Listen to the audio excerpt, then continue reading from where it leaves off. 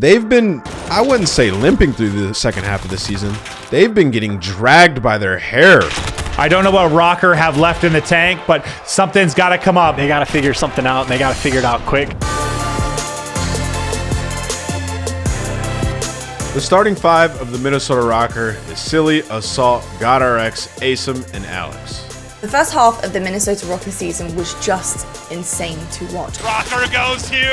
The Røkkr are lighting it up! They had such an incredible launch weekend and the boys played out of their minds. They set the bar for what was a great team. They were the chosen ones. They beat FaZe. They were the first team to make those gods bleed. And it comes to online, they make it to a very first grand final. And after that, they vanish. When we really noticed that there were big problems with this Røkkr team was at CDL Florida. They lose 2 series to the Ultra and the Subliners, 2 teams that you look at the Røkkr roster and what they've done throughout the season, you think they should win it, right? Or at least should be very close. The matches weren't close. They've won 1 map out of the 7 maps that they played against those 2 teams. Champs is right around the corner.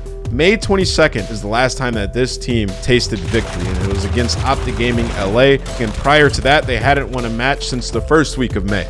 They've been one of the worst teams we've had in the second half of the season, and they need to bounce back.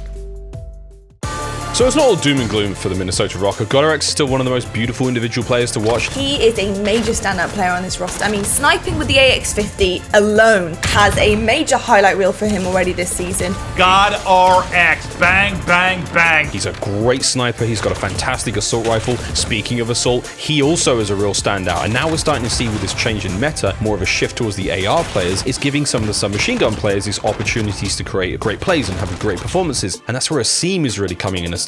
He has been a brilliant player for the roster since day one. If Minnesota are playing like they did in the first half of the season, I think this is a team that can absolutely make a run to top 4, and with a massive upset and some crazy performances, maybe even a grand final. It's a good thing they got all their points when they did at the beginning of the season, because now they're pretty much set in that sort of top 4, top 5 spot, where all they need to do is maybe win 1 or 2 series, and they're still going to have a great run at champs. Minnesota playing at a great level is just short of a home series victory, but then playing at their best is even frightening to our top 2 teams. The year is not over for Minnesota just yet.